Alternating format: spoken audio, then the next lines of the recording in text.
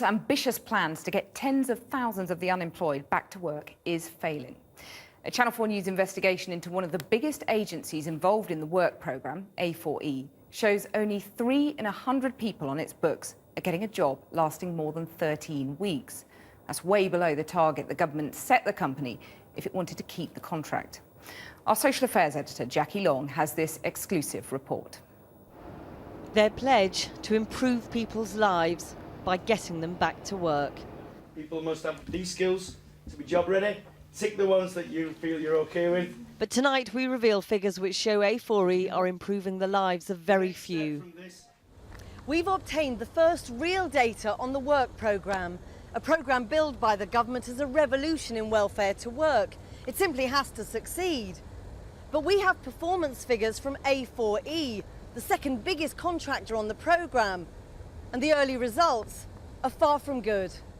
The figures show from last June to March this year, more than 114,000 people have been put on the work programme with A4E across the UK. Of those, 21,500 have started work. That's just over 18%. But only 4,020 have stayed in work for more than 13 weeks. That's a success rate of just 3.5%. Not even reaching the government's minimum target of 5.5%. This is the latest setback for A4E, made famous by its high-profile chair, Emma Harrison. Hello everybody, I thought you'd like to hear it first. There's some hot news and everything. She caused outrage after paying herself a dividend of more than £8 million and later stood down after a flurry of allegations about fraud at the company. Allegations always vigorously denied. These performance figures, though, have come as no surprise to the company's critics. That is deeply, deeply depressing that out of every 100 people referred to them, only 3 people are in work after 3 months in the job. That is just an abysmal performance. This is a multi-billion-pound programme. And if it's not succeeding in its purpose, which is to help people out of work get back into the labour market, then again, I think we have the right to know. Philip Hammond says he's one of the people the company has failed. He's been on their books since last Christmas and says he's never been referred for a job interview and has only had 2 phone calls from the company in the last 6 months. They're telling you there is no money, Philip. We can't do nothing for you. All we can do is, you have to go out and look for a job. 99% of people can do that anyway, and that is all these are offering. They're not offering any real, tangible, intensive support.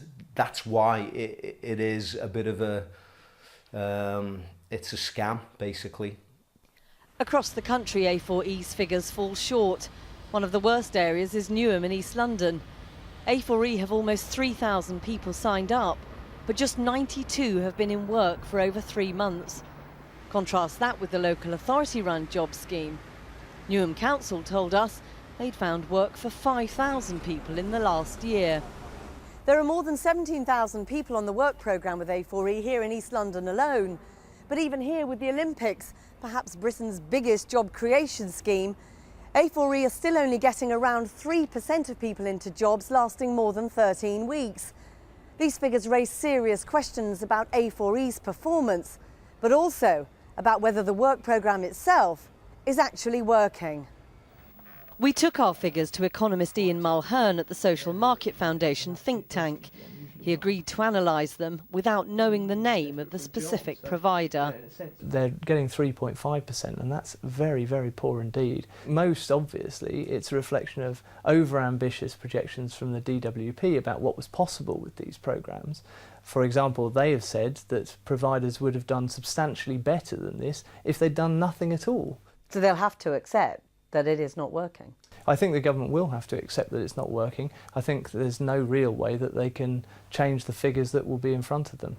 The government says it can't comment until official statistics on job outcomes are released in the autumn.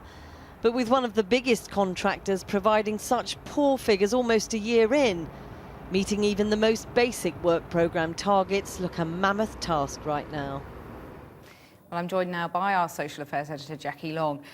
Jackie, what is the company at the heart of all this, A4E, saying? Well, they don't dispute our figures. They simply say they can't talk about it at the moment. It's not the right time. And we had a similar response from the Department for Work and Pensions. They say that official statistics will be out in the autumn.